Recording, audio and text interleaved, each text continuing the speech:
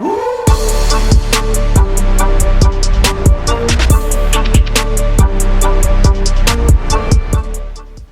of fell in love with the game growing up in Buffalo, New York. Ironically, it's not a big basketball hotbed, but Christian Laettner was playing for Duke at the time. He grew up about 15 miles from where I grew up, so a lot of Duke coverage I guess in my formative years was taking place.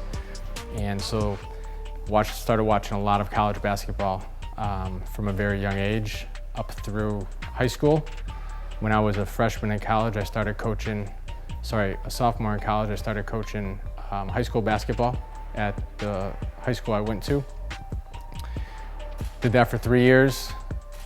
Coached Division III basketball, was a graduate assistant with the University of Louisville women's basketball team for a year. And then I went on to the Cleveland Cavaliers and then have been in professional basketball ever since.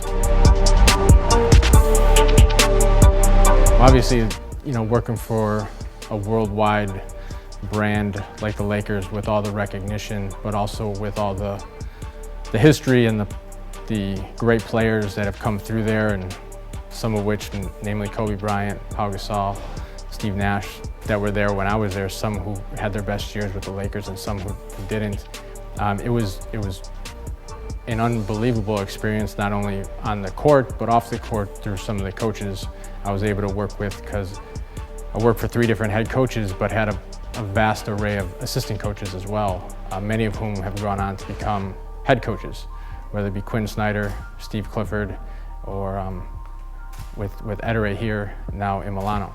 Well, in the NBA, games come fast and furious. You play 3 to 4 a week in general, and at times, back then especially, you would play 4 sometimes in 5 days. So it's all about looking at the 5 previous games of an opponent, trying to analyze the strengths and weaknesses.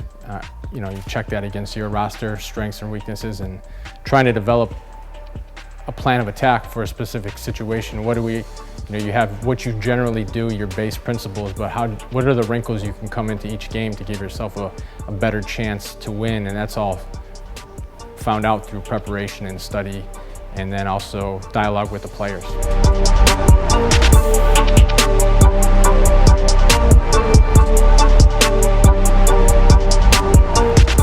Kobe was great.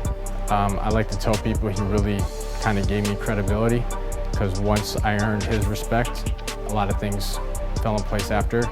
And spending 5 years working closely with him, when I started out with the Lakers, just mainly doing the video, just watching games at halftime, would watch his clips with him at halftime. And then as I became more comfortable with our relationship, I was able to ask him questions, give him some, I don't want to say insight, because he knows so much about basketball, but just tell him what I'm seeing, and maybe a little wrinkle here or there, and just to have that mutual respect, but also that that back and forth with someone like that, especially for someone like me who's never played the game, to then be able to get the perspective of an all-time great.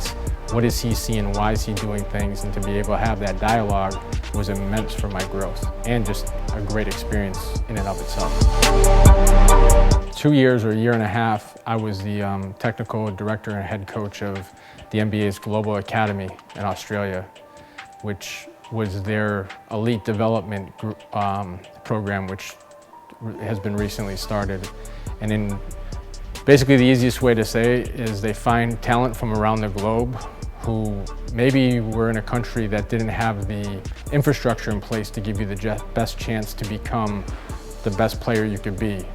So they would bring these kids to Australia. I had some kids from Egypt, Cameroon, Argentina, South Korea, Australia, and put them in with coaching, but also then with physio and strength and conditioning and nutritionists and the academics to give them the best chance to be successful in basketball. And there wasn't a given that even with that support that they would be, but it was to give them the best chance to be successful if that was what was in their plan.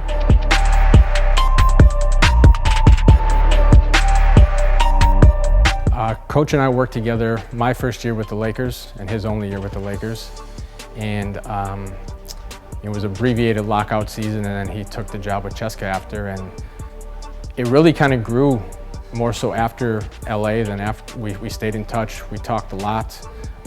When he was in Russia, we would discuss things, but also then, because I was always really intrigued by the international game. I thought it was something that was kind of an untapped resource in the NBA to look at some things. But also then, when he came back to the Spurs, so when I was, when we would play the Spurs, they would come to town, we'd go there, we'd always get together, just constant communication. And then this past year, I was a scout for the Jazz, so every time I would come through San Antonio, or I would do a San Antonio game on the road, we would see a lot more of each other. So just, it's really a relationship that evolved and grew over time, each and every year.